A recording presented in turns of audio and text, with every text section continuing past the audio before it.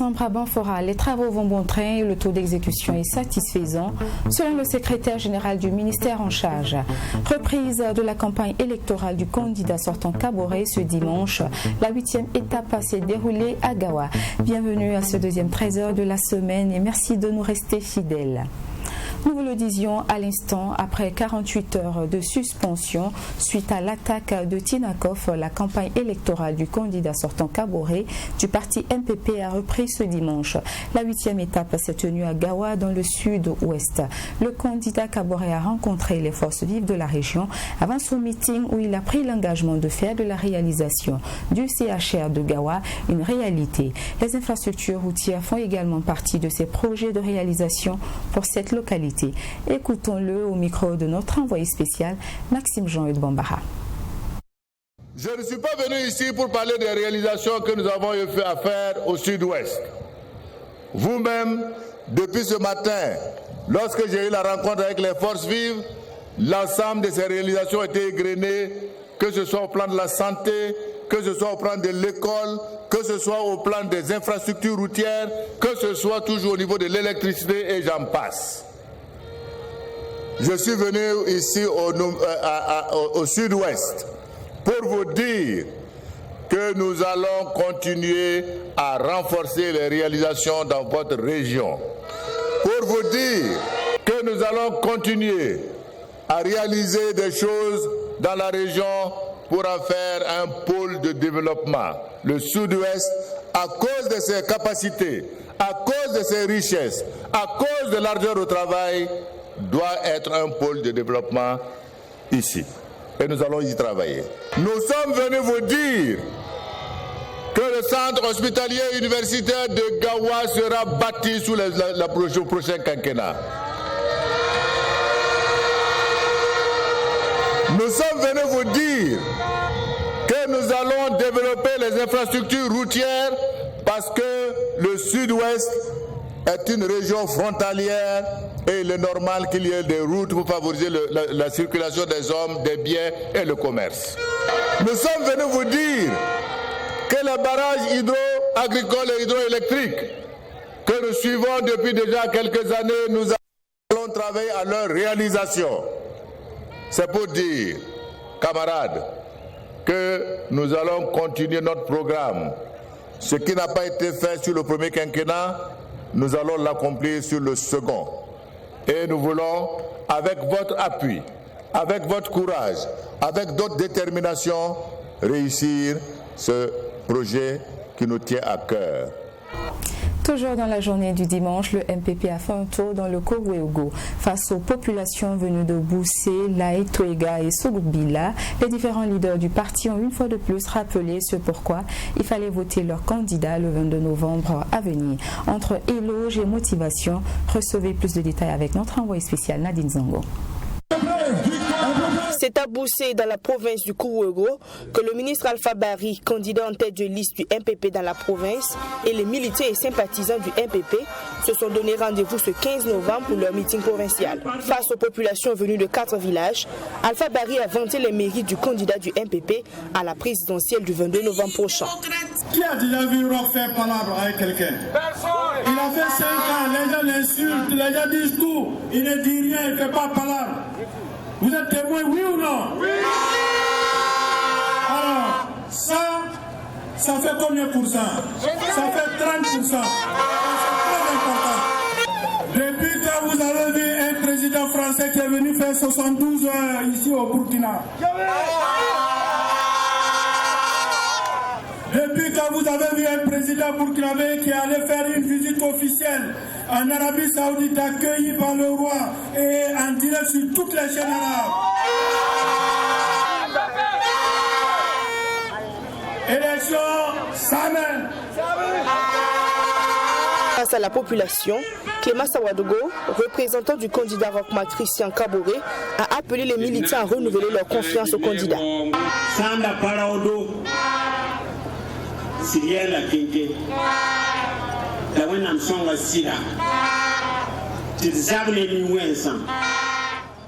N'eût été le courage de Rochmark Christian Kaboré, la situation ne serait pas facile.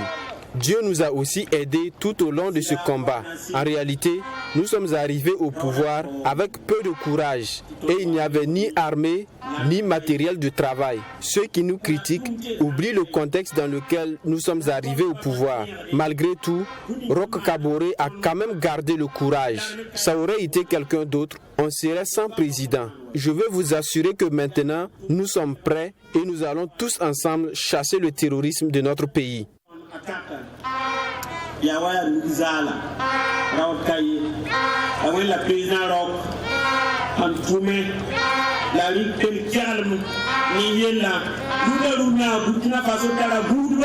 Tour à tour, les représentants des femmes et des jeunes ont pris l'engagement de faire du Kourouégo la province qui aura le plus voté pour le candidat Roch Christian Kaboré.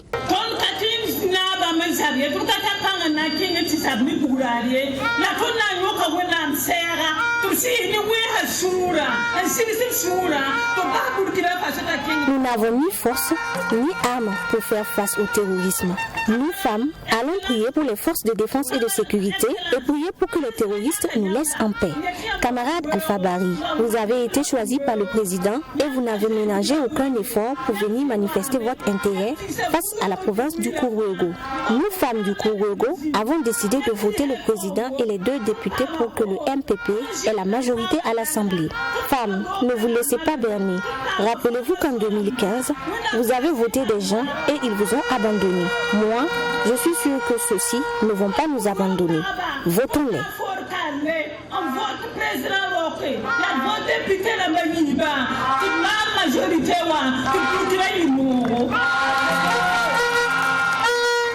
Après cette rencontre, Alpha Barry se dit confiant.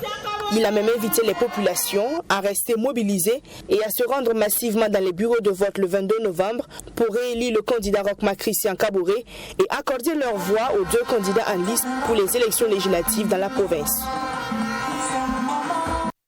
Poursuivant dans cette lancée de campagne électorale, le mouvement Servir et non se servissance était en assemblée générale ce dimanche à Koudougou. Se faire connaître et appeler les populations à voter pour leur candidat, tel était l'objectif de ce mouvement. La préoccupation des populations est au centre de son intérêt. Abdelhaïm Meye, notre envoyé spécial dans la cité du Cavalier Rouge. Cette assemblée générale vise à faire connaître le mouvement Sens, les raisons de sa création, ses idéologies et son projet pour le Burkina Faso. Le mouvement dit apporter un nouveau souffle au peuple burkinabé, une rupture avec l'ancien système et apporter des solutions aux préoccupations des populations. Il demande la confiance de la population de Koudougou afin d'apporter un changement dans la gestion de la chose publique. Je demande à la population de Koudougou d'ouvrir les yeux et surtout d'ouvrir le bon œil parce que ça fait déjà beaucoup de législatures comme ça que Koudougou porte sa voix donc à des personnes et aujourd'hui la population, en tout cas dans nos tournées, la population est déçue et la population a besoin de changement. Donc je dis à la population que nous sommes là avec eux et ce que nous pouvons donc témoigner comme étant donc la confiance donc qu'on peut donc demander de nous faire, c'est que nous avons des candidats qui sont des candidats locaux. Donc de faire confiance aux candidats locaux et le changement qu'ils demandent, de venir donc avec nous, nous leur donnons donc la possibilité de bâtir le Burkina Faso avec nous. Les candidats aux législatives de la province du Burkina ont été présentés aux militants et sympathisants à cette assemblée générale. Ils ont promis de défendre les idéologies du mouvement, à savoir servir le peuple et non se servir. Nous voulons justement être des députés de proximité. Des députés de proximité supposent que nous devons vivre régulièrement avec nos populations. Nous connaissons déjà les mots qui minent nos populations. La jeunesse, les femmes, l'école, la santé. Bon, je ne vais pas vous citer les choses, parce que vous en avez tellement entendu. Mais nous ne pouvons pas réussir seuls. C'est qu'eux, ils se mobilisent derrière nous.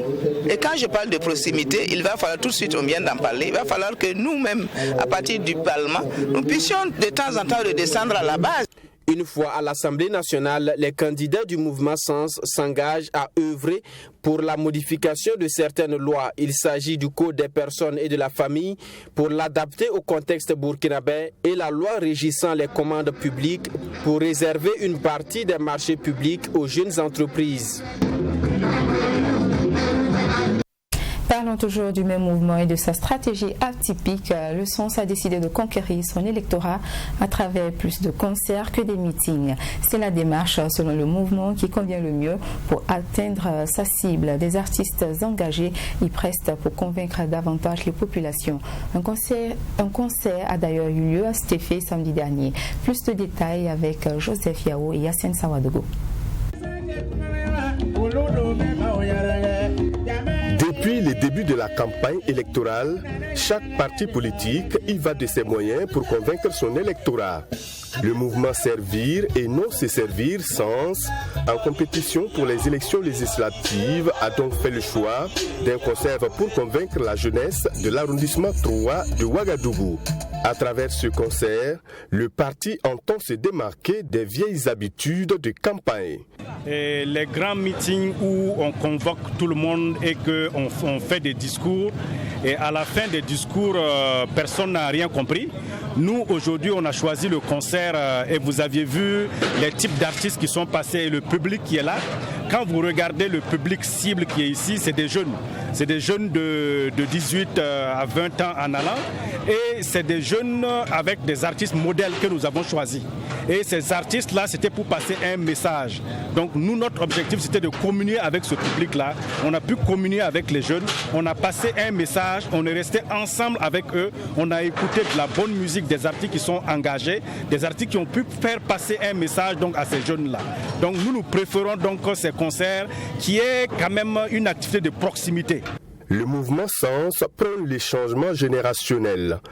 Le candidat, tête de liste du Kadiogo, dit compter sur la jeunesse qui constitue environ 70% de la population. Il n'a donc pas manqué d'inviter les jeunes à prendre massivement part aux élections de 2020. Le mouvement Sens est venu pour donner un sens à votre vie, un sens à votre engagement, un sens à votre condition de jeune. Le mouvement Sens est venu pour renouveler la classe politique. Nous sommes venus vous dire, vous êtes plus de 70% de la population et vous devez prendre le pouvoir. Le 22 novembre, vous devez vous exprimer. Alors, il faut saisir cette chance que le mouvement Sens donne. Nous autres, qui avons décidé de quitter notre zone de confort pour faire le pas nécessaire, le pas pour continuer le combat que nous menons depuis plus de 25 ans. C'est juste pour ouvrir cette brèche pour permettre aux jeunes et aux femmes d'assumer leurs responsabilités. Les responsables du mouvement Sens ont annoncé leur satisfaction au regard de la mobilisation de la jeunesse et affirment être confiants pour une victoire au soir du 22 novembre. On prit part à ce concert des grands noms de la musique burkinabé tels Ismo Vitalo et Tinès la déesse. Le parti CDP a également repris ses activités de campagne électorale après une pause suite à l'attaque de Tinakov. Ce dimanche, le candidat Edi Komboyogo était dans le Naouri, le Zunweugo et le Bazega pour mobiliser les populations à voter pour lui. Les militants du parti semblent confiants. Reportage de notre envoyé spécial Michael Tougré. C'est un Edi Komboyogo dans les départements de Ziou et de Tiebélé, dans la province du Naouri, qui a effectué la revue des troupes à une semaine de la présidentielle et des législatives. Objectif, mobiliser les militants pour la victoire du CDP au soir du 22 novembre. Ensuite, c'est à Pau que le candidat du Congrès pour la démocratie et le progrès avait rendez-vous avec la population à la place Nemaro. Sur le lieu du meeting, ils étaient des milliers les militants sous un soleil de plomb qui attendaient leur champion. Et pour les militants du Congrès pour la démocratie et le progrès, la reconquête du palais de Kossian passe obligatoirement par la ville de Pau. Nous avons tant souffert de la malgouvernance, de la gestion mouta-mouta du pays, pour ne pas dire la gestion de copain à coquin. Il est temps qu'il y soit mis un terme définitif. Le Naouri que vous connaissez bien et que vous portez dans votre cœur, vous considère comme son fils. Le Naouri ne peut que être mobilisé à vos côtés dans ce combat qui vise, dans ce combat que vous avez engagé afin de sortir le Burkina Faso de l'ornière. Quand Edi Kombouego prend la parole, il est question de parler de paix, de sécurité et de réconciliation nationale. Dans la ville de Pau, c'est un carquois qui a été offert au président du Congrès pour la démocratie et le progrès en signe de mener le combat et remporter la bataille des élections du 22 novembre. Le président de l'Assemblée a osé aller dire à l'arrondissement 5 que de voter son patron. Parce que entre un chauffeur avec permis et un apprenti, il faut préférer le chauffeur. Je voudrais tout simplement rappeler à mon jeune frère Sakane, qui est donc ce chauffeur avec permis, dont les Burkinabés supplient de descendre et de laisser le pays en paix. Nous avons affaire à un chauffard qui a pris la destinée de notre pays et qui nous a amenés dans la guerre, dans le non-développement économique et dans la misère. Votre forte mobilisation massive, à gauche, à droite, devant et derrière, font pisser certains dans leur caleçon. Après Pau, le candidat du Congrès pour la démocratie et le progrès était très attendu à Manga. Edi Kombouego fait son entrée en grande pompe dans la province du Zumwego. À la place de la nation, c'est une véritable mobilisation des militants du CDP. Des militants qui ne doutent pas de la victoire du parti de Blaise Compaoré à la présidentielle, mais aussi aux législatives. À la suite de Pau et de Manga, c'est à Kombisiri dans le Bazega que la série de meetings du candidat du CDP va s'achever. Malgré le coucher du soleil, les militants ont tenu à rencontrer Edi Kombouego. Dans son message, le candidat du CDP à la présidentielle les a invités à poursuivre la mobilisation pour la victoire du CDP. Et dans le reste de l'actualité autre que la campagne électorale, les préparatifs du 11 décembre à Banfora évoluent. Pour ce qui est de la réalisation des infrastructures, le taux d'exécution des travaux est satisfaisant selon le secrétaire général du ministère des Infrastructures. Franck Canzier a visité les chantiers ce vendredi. La livraison des travaux en bonne et due forme dans les délais a été aussi annoncée par les responsables en charge de l'organisation. Joseph Koudgo, notre correspondant sur place. Ici, nous sommes à l'axe du défilé du 11 décembre à Banfora.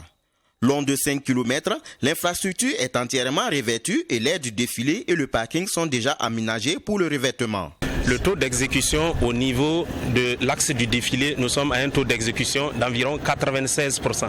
Nous sommes juste en attente du revêtement qui est programmé pour se tenir le lundi. Le lundi, si le revêtement se fait, même le jeudi, on peut tenir la fête du 11 décembre à Banfora. Les autres voiries urbaines sont en plein chantier, mais le niveau d'avancement des travaux est satisfaisant, en croire les premiers responsables du ministère en charge des infrastructures. On retient qu'il y a vraiment matière à satisfaction. Matière à satisfaction parce que ces travaux ont été lancés, si vous avez souvenance, en mai 2020. Et à la date d'aujourd'hui, nous avons sur l'ensemble de la voirie de Banfora, sur les 42 km prévus en enduit superficiel, nous avons 9 km qui sont déjà disponibles, comme vous avez pu le constater. Les travaux de construction sur la salle polyvalente et la place de la Nation sont presque achevés. Les ouvriers sont à pied d'œuvre pour les travaux de finition. Les logements sociaux sont prêts et n'attendent que la canalisation de l'ONEA. Contrairement à la Cité des Forces Vives où le taux d'exécution des travaux reste faible, bas niveau. Néanmoins, la délégation rassure quant à la qualité des travaux. L'ensemble des dispositions ont été prises au niveau du ministère pour s'assurer de la qualité au niveau de ces travaux. Toutes les dispositions ont été prises. Les missions de contrôle sont sur le terrain, comme vous avez pu le constater. Le laboratoire national du bâtiment est sur le terrain, comme vous avez pu le constater. Et toutes les dispositions sont prises. Et même l'administration a des cellules projets qui viennent sur le chantier pour s'assurer que tout est fait dans l'art et les règles de l'art. Occasion pour le chef de la délégation d'exprimer sa satisfaction sur l'état d'avancement des travaux. Bon, d'une manière générale, vous savez, les travaux, vous avez suivi comme moi, les travaux que nous appelons les travaux infrastructurels de l'État sont presque à point. D'ici à la fin de ce mois, les travaux seront livrés. Nous avons demandé à tous les entrepreneurs de respecter les cahiers de charges que le ministère des Infrastructures ou le ministère de l'Habitat a eu à leur donner. Donc ça sera du travail de qualité, des infrastructures de qualité qui seront livrées d'ici la fin de ce mois. À l'heure actuelle, 200 logements sont prêts. Le 11 décembre aura bel et bien lieu côté infrastructure routière selon la délégation. Elle invite les différents entrepreneurs à maintenir le cap pour livrer le reste des infrastructures à bonne date. Et dans la même actualité, les populations de la localité dans laquelle se tiennent les célébrations du 11 décembre ne sont pas autant optimistes que les organisateurs. Ils estiment qu'une bonne partie du chantier accuse un sérieux retard et qu'il faut cependant reporter la célébration de la fête nationale. Joseph Koudgou, notre correspondant sur place. Face au retard accusé dans l'exécution des travaux de certaines infrastructures, beaucoup de personnes dans la cité du paysan noir ne cachent pas leur inquiétude pour la tenue des festivités du 11 décembre 2020. On note vraiment qu'il y a beaucoup de retard à ce niveau. Alors, peut-être cela s'explique, on nous dira qu'à la venue de la maladie à coronavirus, voilà, qui a fait qu'on n'a pas commencé tous les travaux. Mais aussi, je voudrais dire aussi également que, alors, quand on a transmis le flambeau, voilà, il y a eu quand même un temps mort où on pouvait commencer en ce moment les travaux bien avant la venue de la maladie.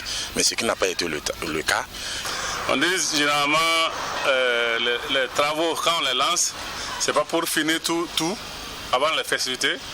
On s'est dit que comme Banfara est éloigné de Ouagadougou, et c'est après ce 11 décembre là, les travaux ne vont pas être bien faits comme on les souhaite.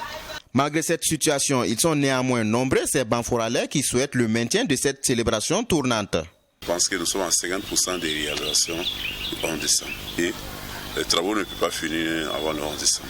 Ça, il faut qu'on dise la vérité. Maintenant, ce que nous pouvons faire, si les autorités autorisent, nous pouvons fêter. Nous fêtons, après, mais le travail continue de se faire. Je me dis que comme c'est une fête nationale, le gouvernement doit prendre des mesures pour que même après la fête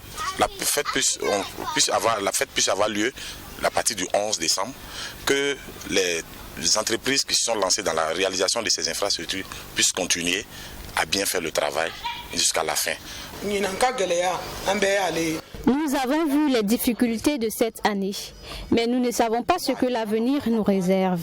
Comme ils ont dit que même après le 11 décembre, les travaux vont se poursuivre, pour moi, on peut faire notre 11 décembre et les travaux vont continuer après. Brahima Ouattara n'est pas de cet avis. Pour lui, il y a lieu de prendre le temps qu'il faut au risque de faire un 11 décembre au rabais. Moi, ma position, c'est qu'il faut reporter. J'ai dit ça à plusieurs fois, à plusieurs reprises, et j'ai donné mes arguments. Il faut reporter parce que non seulement il y a le coronavirus, c'est pas fini. Même si on n'en parle plus comme ça, mais on sait que la maladie est là.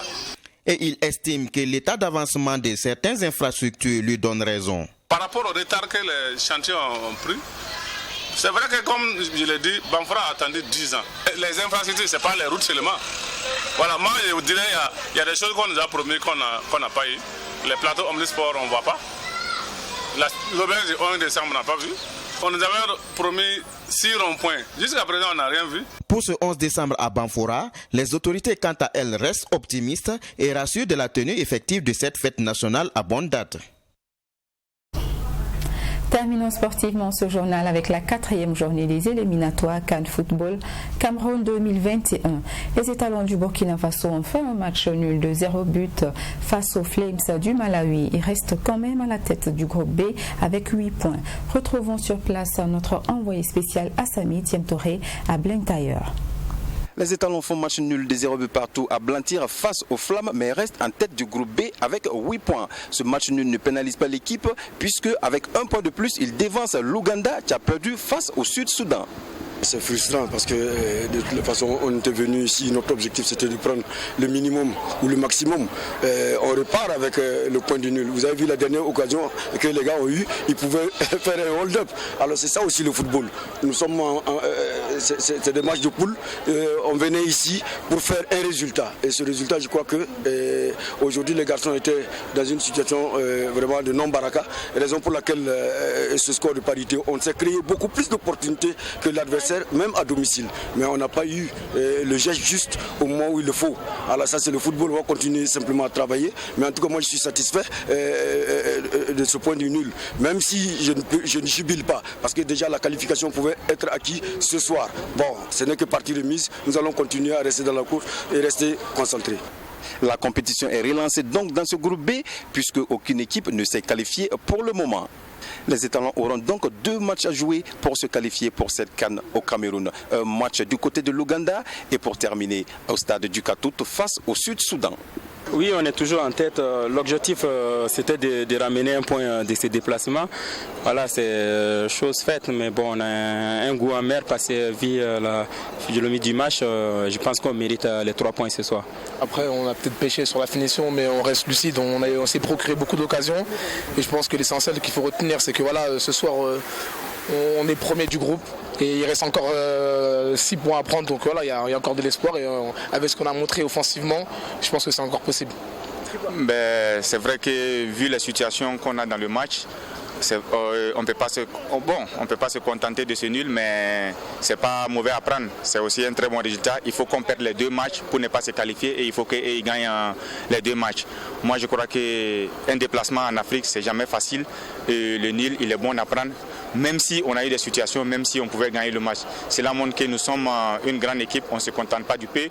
Mais bon, c'est le football sur un terrain difficile, un déplacement pas facile. Je crois que le nul, il n'est pas mauvais.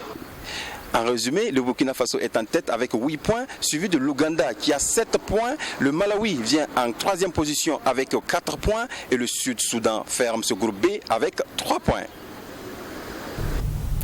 Voilà, c'était l'essentiel de l'actualité de cette mi-journée. Ce journal a été élaboré par toute l'équipe de la rédaction.